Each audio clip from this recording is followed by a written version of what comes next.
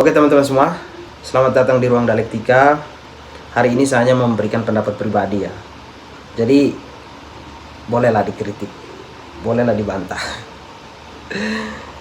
Jadi Indonesia dan Brazil sudah menandatangani MOU atau nota kesepakatan kerjasama pada tanggal 23 Oktober kemarin ya. Ini artinya kita sudah resmi kerjasama di beberapa bidang ya. Ada 8 MOU yang ditandatangan. Antara lain kita bekerja sama di bidang sains dan teknologi. Nah, sisanya teman-teman bisa verifikasi di media ya, karena banyak media yang meliput soal ini di internet, bisalah dicek teman-teman. Nah, lalu di sini ada yang menarik. Setelah proses penandatanganan MOU selesai, Presiden Prabowo Subianto menyampaikan suatu kebijakan yang sampai hari ini menjadi perdebatan di ruang publik ya, bahwa dia menginginkan bahasa Portugis itu dipelajari di sekolah-sekolah. Dan bahkan dia menginstruksikan menteri yang terkait untuk membuatkan kurikulumnya. Ini luar biasa ini Pak Prabowo. Nah, sebelum kita menganalisa pernyataan Pak Prabowo ini atau kebijakannya Pak Prabowo ini, mungkin teman-teman bertanya, kenapa yang kerjasama Brazil dengan Indonesia lalu yang harus kita pelajari bahasa Portugis? Nah, ini karena hubungan antara Portugis dan Brazil ya. Brazil itu bekas jajahan dari Portugis. Jadi sampai hari ini bahasa resmi Brazil itu menggunakan bahasa Portugis. Walaupun dengan dialek Brazil tapi tetap bahasanya Portugis. Nah, jadi begitu ya hubungannya teman-teman. Nah, lalu sekarang coba kita pelan-pelan menganalisa kebijakan dari Pak Prabowo ini ya. Yaitu soal diterapkannya bahasa Portugis di sekolah-sekolah. Nah, pertanyaan saya begini. Kalau memang bahasa Portugis ini diterapkan di sekolah-sekolah dan dibuatkan kurikulum, apakah ini mata pelajaran wajib atau hanya mata pelajaran pilihan? Nah, sekarang kita coba bahas satu persatu ya. Kalau wajib, ini tidak masuk akal menurut saya. Karena pada dasarnya, hubungan antara 8 MOU tadi dengan diterapkannya bahasa Portugis di sekolah-sekolah, akan ada lapangan kerja baru di situ. Nah, siswa-siswi ini harus diajarkan bahasa Portugis agar nanti bisa diserap tenaga kerja yang kemudian sudah bisa berbahasa Portugis. Nah, pertanyaan lagi, memangnya dalam kerjasama ini dibutuhkan berapa tenaga kerja di situ? Apakah banyak atau sedikit? Kalau misalnya sedikit, ya tidak perlu semua siswa-siswi di Indonesia ini harus mempelajari bahasa Portugis. Atau kalau yang dibutuhkan misalnya hanya 500, 800 orang, lalu yang lainnya ngapain belajar bahasa Portugis? Artinya ini membebani orang-orang lain yang kemudian nanti tidak diserap tenaga kerjanya. Jadi sia-sia di sana, membebani siswa-siswi begitu. Lagian kan Brazil kan tidak masuk dalam 5 besar negara yang menjadi prioritas kerjasama kita ya. Masih banyak negara-negara lain yang menjadi prioritas kita gitu. Lalu kenapa tiba-tiba Brazil yang masuk di dalam mata pelajaran wajib begitu? Ini tidak masuk akal. Nah, itu kalau memang kebijakan Pak Prabowo ini dimaksudkan masuk ke dalam mata pelajaran wajib. Artinya seluruh siswa-siswi di Indonesia harus mempelajari bahasa Portugis wajib begitu. Nah, lalu yang kedua, kalau memang ini mata pelajaran pilihan, ya mungkin itu masih bisa dipertimbangkan ya. Tapi menurut saya begini, yang namanya kerjasama itu harus menguntungkan antara dua belah pihak. Kalau memang mau diterapkan bahasa Portugis di Indonesia, entah itu wajib atau pilihan, seharusnya di Brazil juga memperlakukan hal yang sama.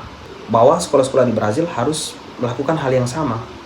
Entah itu mata pelajaran wajib ataupun pilihan. Itu baru kerjasama yang adil. Nah, tapi di dalam media dijelaskan bahwa kebijakan soal bahasa Portugis ini tidak ada di dalam MOU. Ini hanya Pak Prabowo menghormati Brazil sebagai negara yang kemudian bekerja sama dengan kita. Itu di beberapa bidang. Nah, kalau hanya di Indonesia yang menerapkan itu, maka sadar atau tidak sadar, secara pengaruh dan secara diplomatik, Indonesia kalah. Ini kita menegaskan bahwa kita kalah secara power di sini. Nah, kok bisa-bisanya hanya orang Indonesia yang mempelajari bahasa Brazil, lalu orang Brazilnya enggan untuk mempelajari bahasa Indonesia. Kenapa Indonesia tidak mampu berdialog dengan Brazil bahwa Indonesia juga menginginkan adanya bahasa Indonesia di sekolah-sekolah Brazil. Ini menegaskan bahwa memang Brazil lebih berpengaruh dari kita. Buktinya kita mempelajari bahasa mereka. Kan begini, Brazil itu bekas jajahan dari Portugis. Portugis menunjukkan powernya di situ dengan memperlakukan bahasa resmi Brazil, yaitu bahasa Portugis. Di situ kan menegaskan bahwa Portugis di situ sebagai pemimpin. Saya datang ke sini menguasai kamu. Kamu harus mengikuti aturan saya, harus pakai bahasa Portugis. Brazil nggak bisa ngomong apa-apa di situ, karena dia negara yang dijajah. Dia harus menerima deal-dealan itu, mungkin ya agar negaranya bisa dikasih kemerdekaan dan lain sebagainya. Nah, Timur Timur misalnya hari ini, setelah Timur Timur merdeka dari Indonesia, bahasa resmi mereka adalah bahasa Portugis dicampur dengan bahasa Tetun. Karena apa? Karena yang pertama karena di sana pernah dijajah oleh Portugis, lalu yang kedua karena Portugis ikut membantu dalam kemerdekaan Timor Leste. Walaupun yang kita tahu bahwa Australia yang membantu di situ, tapi Portugis juga ikut terlibat di sana. Nah, di sini justru kita kaget. Kenapa Pak Prabowo kok bisa mengeluarkan kebijakan yang kayak gitu?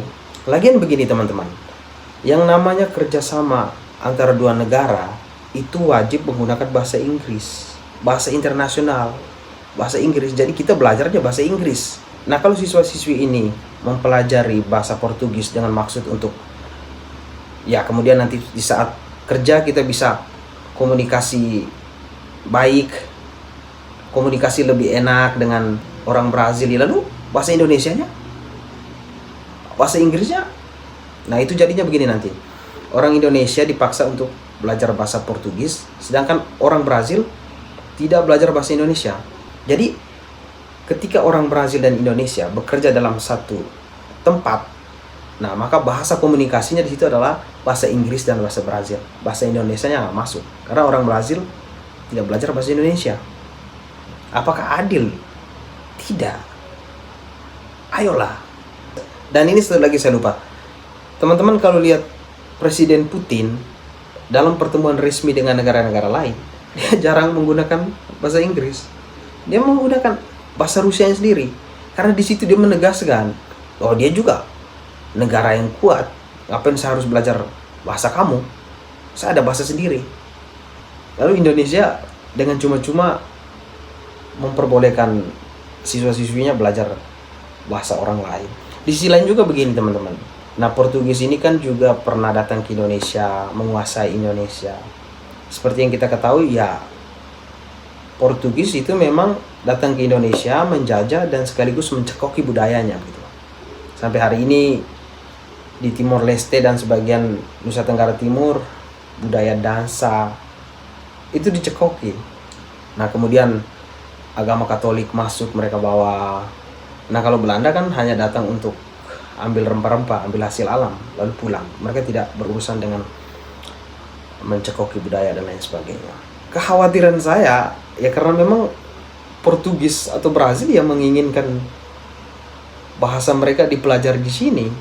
Ya karena itu memang ya kebiasaan mereka dari dulu, semenjak mereka masih menjadi negara yang menjajah di beberapa wilayah. Memang gayanya mereka begitu. Ya tapi jangan sampai itu terjadi sampai hari ini. Ya cukup di saat itu Anda bawa budaya Anda, terus memaksa kita untuk mempelajari bahasa Anda. Ya cukup saat itu.